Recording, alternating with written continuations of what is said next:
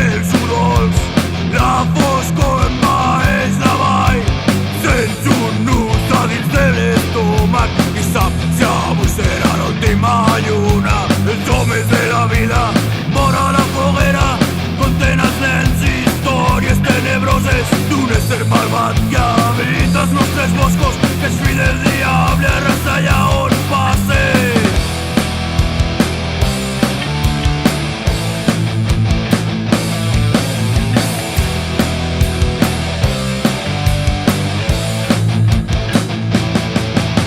La gespa dels prats és el seu pas i els camps s'omplen de zebra i glaç.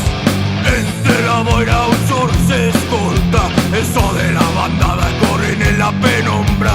Semblen el terror al llarg de les muntanyes, amb honor i lleialtat pel seu clan.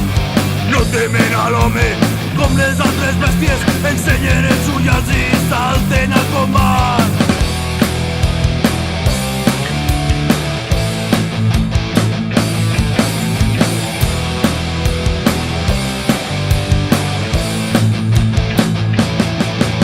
La lluna avui és grossa i rodona, al cap de la serra un gran llop s'observa. El pare